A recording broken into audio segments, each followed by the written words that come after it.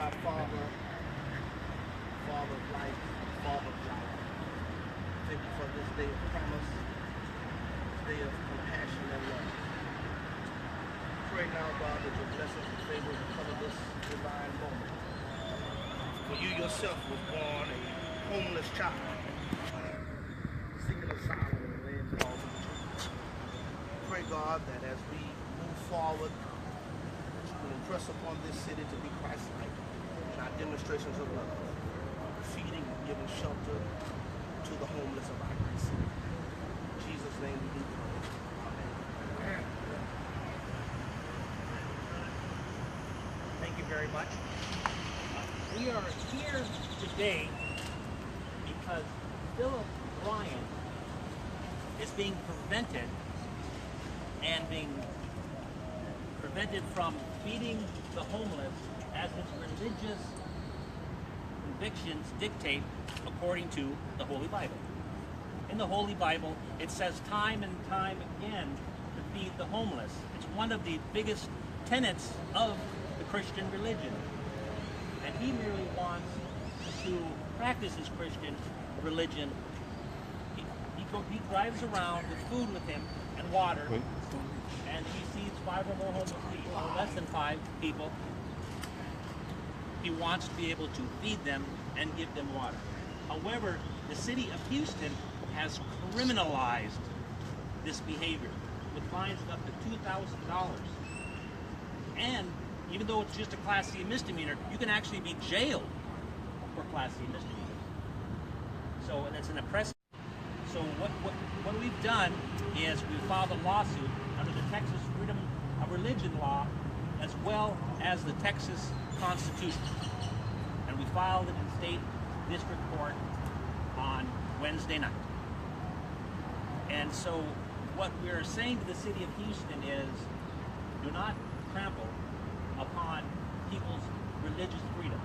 And by the way, to feed the poor is not just a Christian tenet, but it's a humanist tenet, it's a Muslim tenet, it's a tenet of Judaism and other religions. So we're not just talking about one single religion, we're talking about most every religion. So we're here today to say, City of Houston, we've shown you a 75,000 name petition to get rid of this law. Houston, we've given you 40, 50,000 signatures to put it on the ballot, and you shot that down. So we're here today to say, we're on to the next step. We're going to go to the court system. That's what we've done. And I want to introduce co-counsel Eric Dick. Yeah, Randall Hallinan, R-A-N-D-A-L-L, K-A-L-L-I-N-E-N, and I'm one of the lawyers for the plaintiff, Philip Bryant, in this case. I'm Eric Dick. I'm a Department of Education trustee, vice president there, and also I'm an attorney representing Philip Paul Bryant. This is really simple. Jesus Christ said, share food with the poor. If you look at in the scripture, it talks about him sharing bread and fish at the Sea of Galilee. Philip Paul Bryant does the same thing. He gives out cans of tuna and crackers to the homeless, gives them water. It's just basic human rights, basic human dignity. That's all he wants to do. He wants to do the right thing. This law that was passed, the Charitable Feeding Ban, it criminalizes charity. It criminalizes being a good Samaritan. It's an ill will, a mean-spirited law. It's wrong. And Sylvester Turner, if you're listening to this, you need to change it right now. Because if he doesn't change it now, we're going to change it in the court system. I've sued him before, and I'll sue him again. You need to do this. This is right. This is the right thing to do, is to be able to freely give food to the homeless. So many people have reached out to me. So many people have reached out to my client over the past 5 years. Let us give food freely to those that need it. There's no reason not to. There's plenty of existing laws to prevent whatever ill will, whatever harebrained concoction you think this law's there for. let Philip Paul Bryant and countless others freely give food. Thank you all very much. And Philip Paul Bryant's going to say a few words. Thank you so much. First, I'd like to thank a couple of pastors, local pastors that's joining us, Kubashes, who've been the trailblazers for causes like this and other causes. 2 points of clarity I'd like to make. First, there's no ill will toward the mayor, city council, or city of Houston government. We have the utmost respect and admiration for what they're trying to do in the day-to-day efforts. Specifically, Mayor Turner was given over 30 years of community service to human rights and other causes.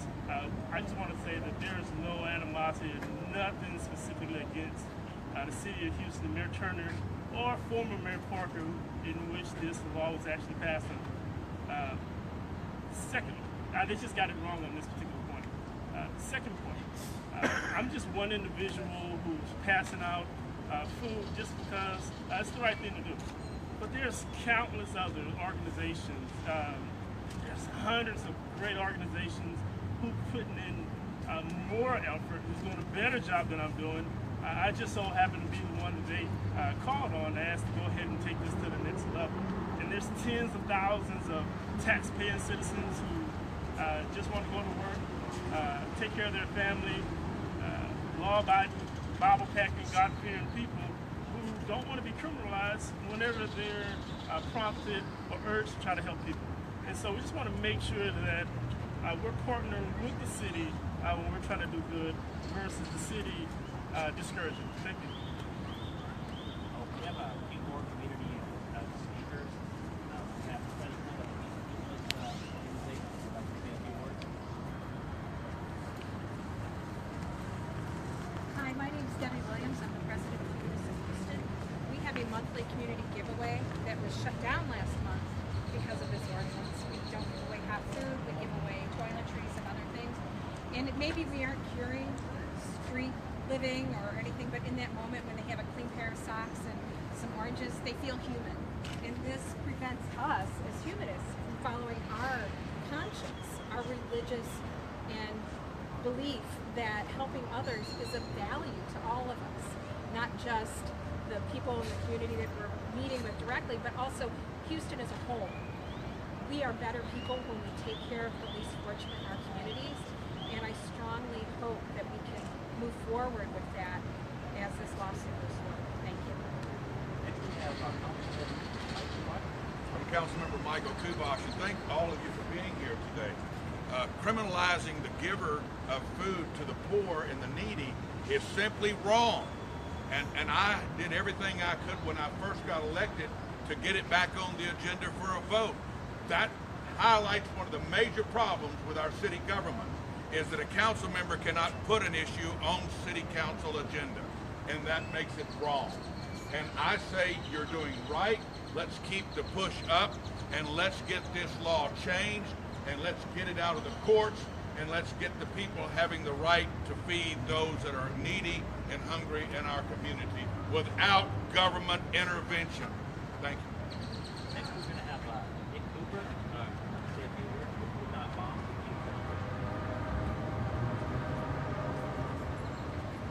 Hello, my name is Nick Cooper. I'm a volunteer with Houston Food Not Bombs, and we have been sharing food with homeless people for over 20 years now, just a block away from City Hall.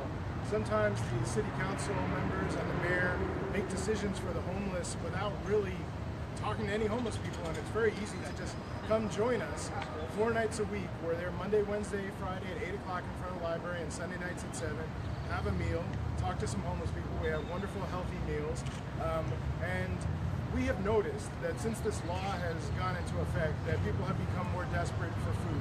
Part of the reason for that is that uncoordinating sharing of food, when you don't know ahead of time when and how much food you're going to have, is essential and has been essential to getting food to homeless people. So if you're at an office party or a house party and they're like, look, we have all this leftover food, let's go downtown and share it. For the last 5 years, people have had this concern in the back of their heads. Oh, I think there's some law about that. I better not do that. I know you're supposed to ask permission first, but it's Saturday night and I don't even know who to ask permission to, even if the office was open.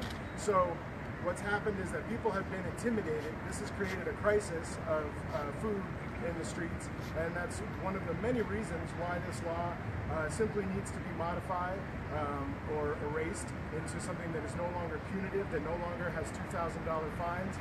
This is something that the mayor could have done very easily when he first came into office. It's something he can do very easily now, and it's past time that he does it.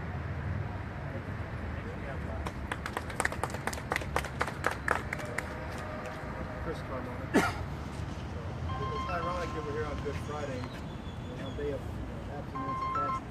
For us, it's a luxury, right?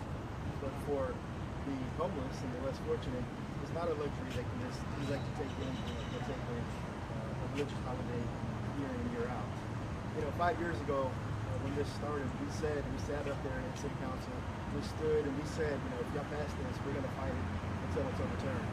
And as time goes by, our convictions don't change. It's still a violation of our First Amendment rights. It's still a violation of our right to express our religious freedom as we see fit. One of the groups I work with, Noah's Kitchen, was forced to move out of the city because, again, there's criminalization of charity. We will continue to fight this every step of the way. The mayor and city council didn't want to do it the right way with the petition drive, so we'll do it the hard way through the court system. Thank you. Chris, what's your name again? Chris Carmona, C-A-R-M-O-N-A. I wanted to now do a demonstration of what the law apparently is permitting. You can have Jerry to demonstrate is 6 sandwiches. 6. Not 5. 6 sandwiches here. 6 sandwiches. Each of the individuals have one. 1, 2, 5.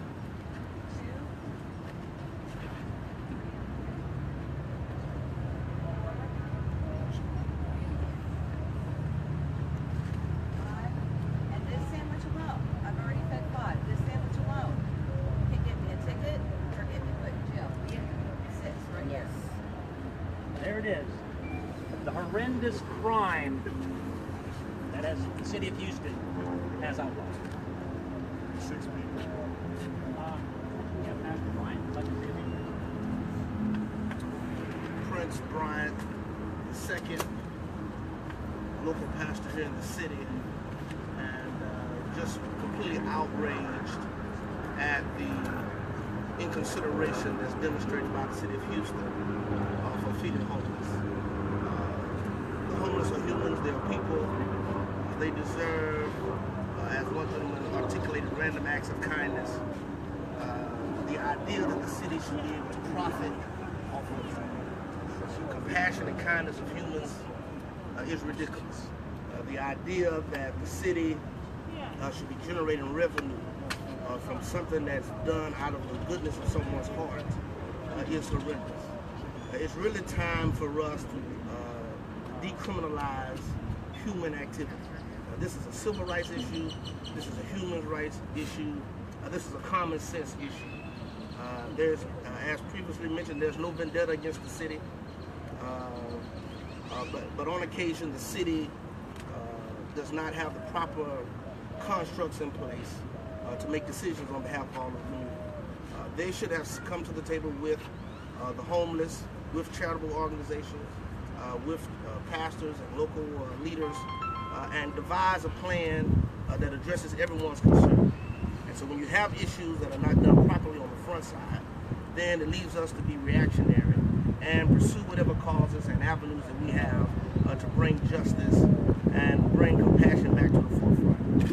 In 2017, the selfie generation, everybody's concentrating on themselves and their imagery, projecting on social media.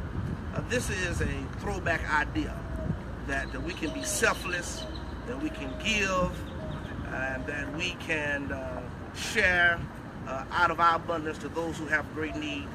Some of these homeless people are not bad people. They just fallen on hard times. Some have mental issues that they can't get the proper medication for, but they're still humans, They deserve the kindness of other humans. We live this life, and our life is measured by not how long we live, but how much we can give in that life cycle. And so I pray that the city reconsiders, and that any person that wants to be a part of this movement, just make contact with Philip Paul Bryant. You can make any type of donation. We have other petitions that you can sign and connect with this movement. This is a movement for the people, for people, and we invite everyone that can to be a part of it. Thank you so much. We will now take questions if the media has any questions. Councilmember Kubash, come up for a second. Yes. Yes. You spend a lot of time gauging the thoughts, hearts of your fellow council members. What do you think the sentiment is now? How do you think the vote would go? Do you think that there are people who will follow what this group would like to have and present it? I believe that the vote would be close. I think that there are many that have a lot of consternation about bringing back this ordinance for a vote because they'd have to rescind the vote they had, and there was a lot of pressure put on them to begin with because that's just the way our city government works. In our city government, the mayor is the head of the executive branch and also the chief of the legislative branch. And so therefore, by controlling the agenda, keeps that agenda, this item off the agenda. I've brought it up many times in council in the past administration and in the current administration. This ordinance is wrong.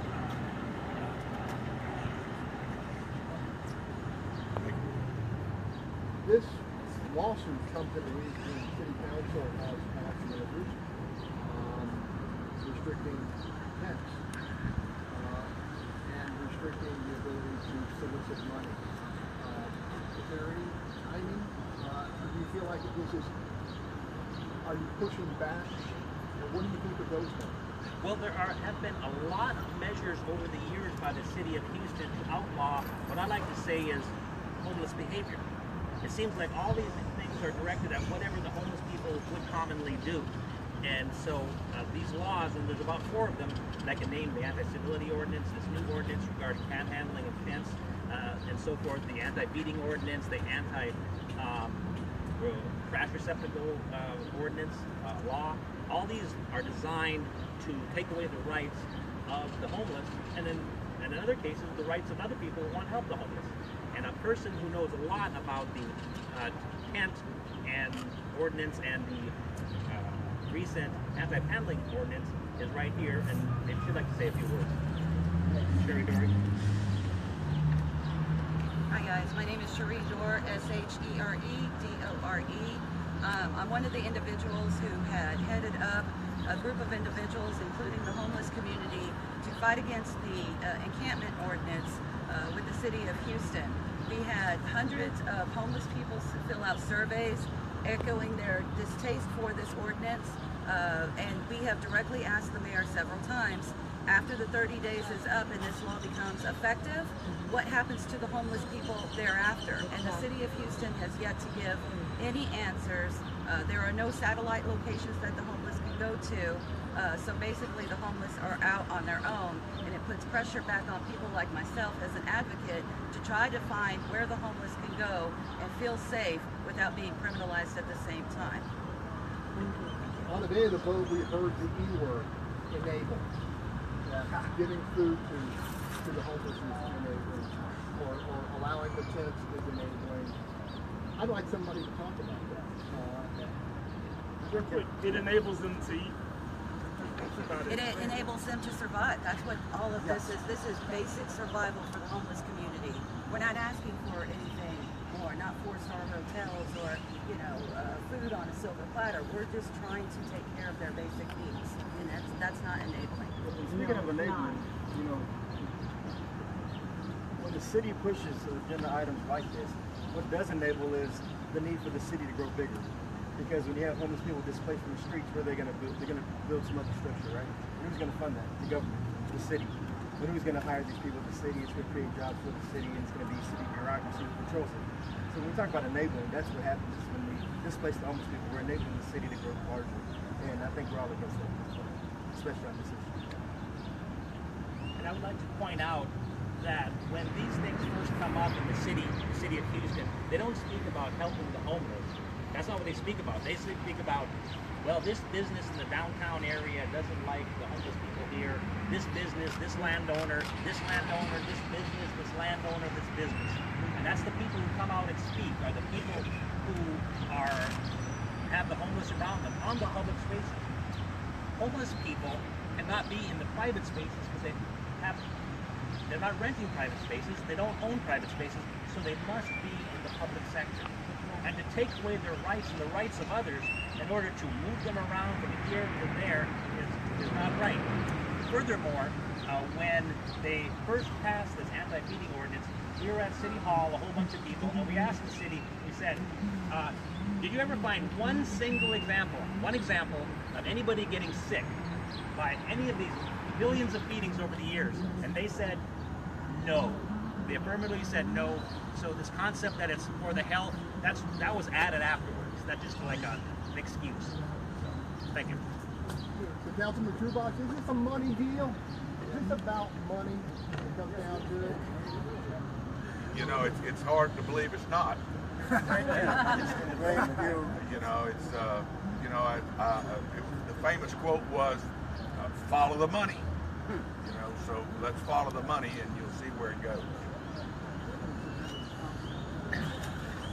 I want to thank everybody for coming out, and if you have any questions for any individuals, feel free to engage them. Thank you very much. Thank you.